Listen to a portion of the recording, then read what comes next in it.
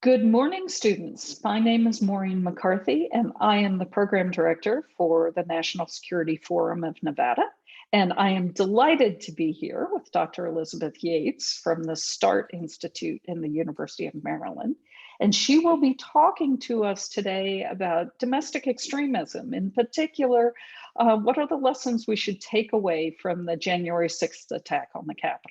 So with that, I'm going to turn it over to Liz to give you a little bit more insight on the topic. And I hope you're able to join us for her session on Tuesday, the 25th of May at 1:00 p.m.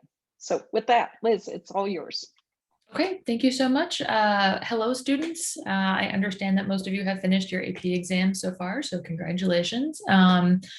I am looking forward to this conversation because I do think there's a lot to talk about right now, and you guys are in a great moment to start thinking about what you want to do with your careers and how you can specialize and build your experience. So I'm happy to talk to all of you about this offline or in our later conversation. But let me just start by giving you a little bit of background about who I am and where I work. So as Maureen mentioned, I work at the START Consortium, which is it's an acronym. A lot of things in national security are. It's the Center for the Study of Terrorism and Responses to Terrorism at the University of Maryland. So it is sort of like a think tank attached to a university.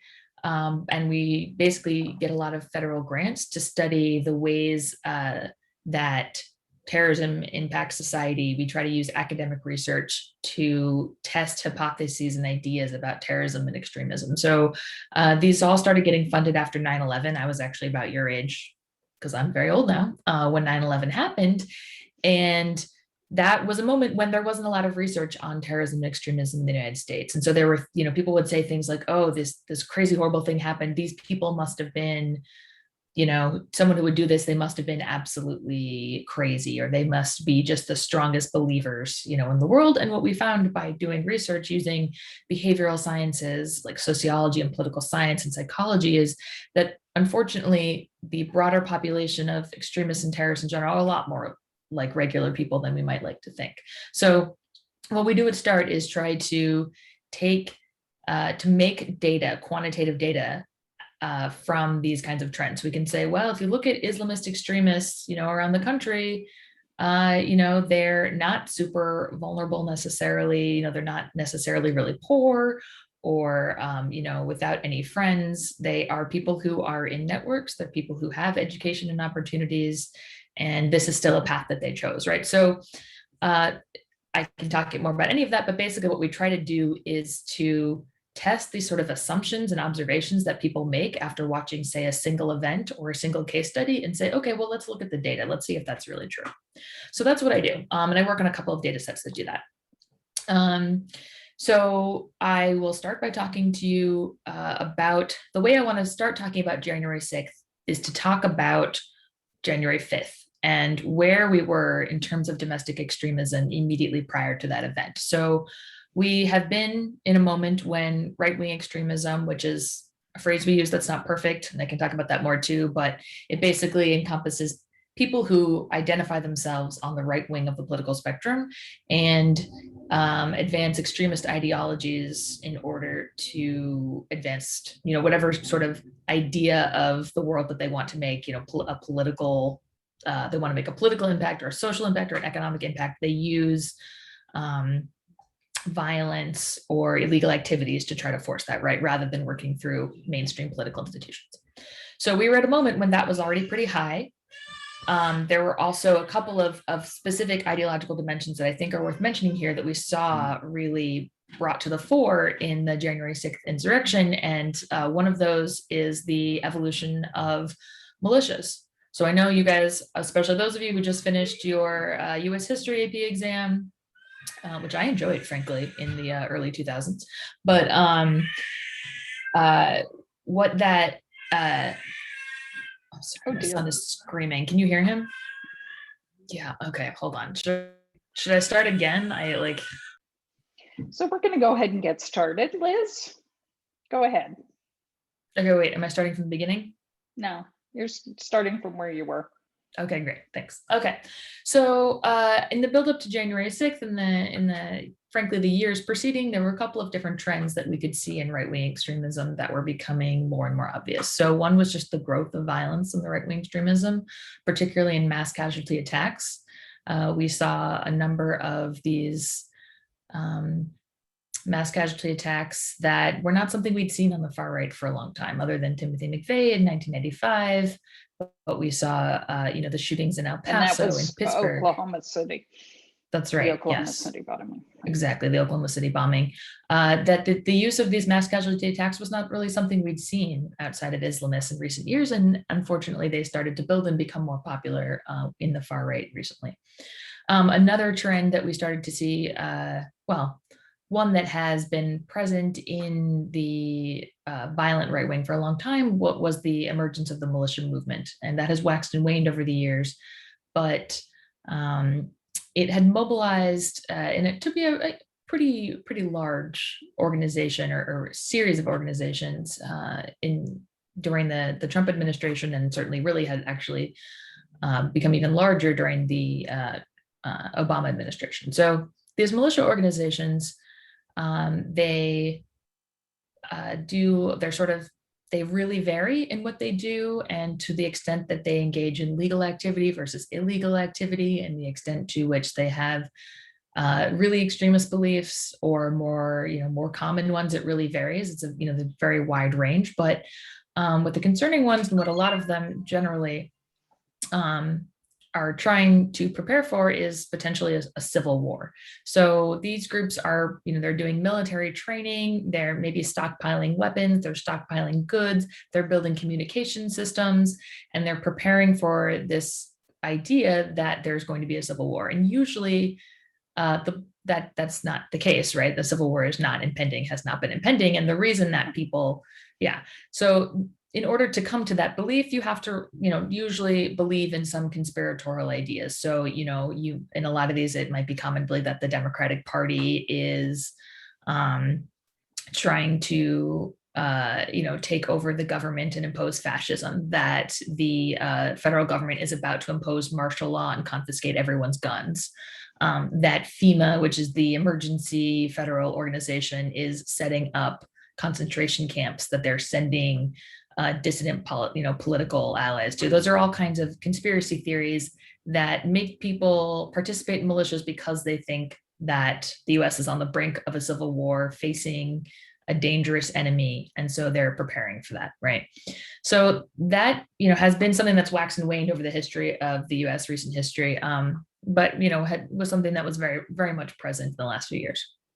Another related trend is the evolution of something called accelerationism. And that is a very scary idea, primarily on the right of extremism, that they believe in this idea of an impending civil war and of this existential threat, and they want it to happen, right? They want to establish a new government, a new society, a new country. And so they're trying to encourage this kind of civil war that they think is going to create an opportunity for, from white supremacist idea to impose, to create a white ethno state, right? To create the kind of racist state that occurred, that existed in the United States, during the time of enslavement and that kind of thing.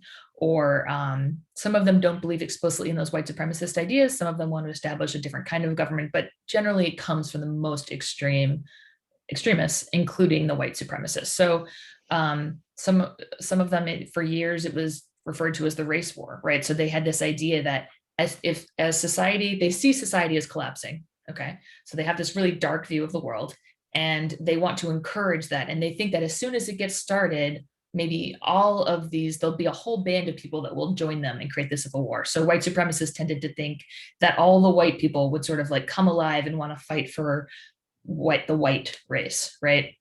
So Dylan Roof, who was a mass murderer who shot and killed 9 people at the AMZ church, an African-American church in South Carolina in 2015, he is in prison now, and he was a white supremacist, and he believed that in the coming white ethno state administration, he might get like a cabinet level job. He's talked about that recently, right? So this is people who really believe that they are going to that the collapse of society is coming and they want to do things to accelerate that process. So like a terrorist attack that they undertake, they're doing it, yes, to terrorize people and to scare them and to make especially vulnerable communities feel uncomfortable, but they're also trying to start a war.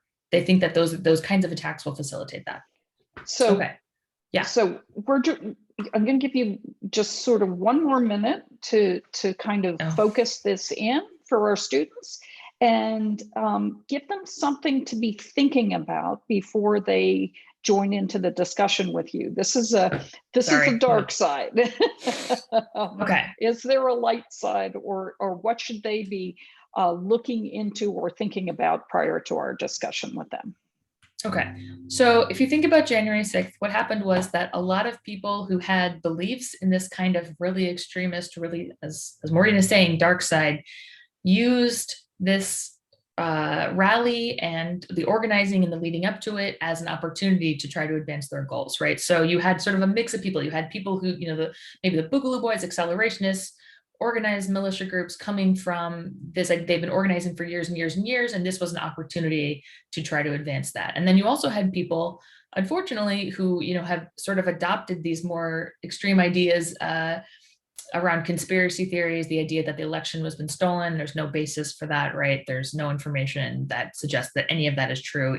So you had people believing that and showing up without any sort of prior communication or interaction with these extremist groups. So that all kind of came together. What you're seeing now is that had, what these kind of events often have, is sort of a two-pronged effect. One is that there has been a crackdown on this, right? Like suddenly people are being forced to come to terms with the fact that people believe this so much that they tried to disrupt the, our democratic institutions, that they tried to disrupt a sort of routine congressional action. And so that comes with a lot of increased oversight, right? So now you've got a lot of government attention and civil society attention to things like looking at militia groups and saying, okay, this isn't just something that you might be doing on the weekends. This is something that is really disrupting society and turning society. So one of the things I think to keep in mind is what kind of attention what is the role of government in this kind of oversight, right? So, we're looking right now at the role of military in looking at recruits and looking at veterans and saying, okay, what is the role? What should we be doing to screen members? What kinds of ideas qualify as extremism? How do we make sure that our members are not vulnerable to this kind of recruitment? You're also seeing that with law enforcement, and then there's a lot of questions. This happened after the Oklahoma City bombings, where you say, okay, what is extremist behavior? What's legal? What's not? How can we, as a government, and then maybe as a civil society, also our civil society organizations, how can we counter the spread of these extremist ideas that really disrupt society that way? So that this is a moment where people are having these conversations, and I think as young people, it's great to pay attention to that and to start to be a part of it, because you're going to grow up really fast and then be the people having these conversations professionally. So excellent. Look forward to that. Excellent. Thank you. And I do really think that it is the time to have this conversation with this group. So thank you, students, and thank you, Liz, for joining us. And of course, everybody understands that in the land of Zoom and pandemic, babies cry. It's quite all right. Sorry about that. It makes it real. We look forward to seeing you on Tuesday, the 25th, and hope you have a wonderful day. Thank you. Thank you. See you all then.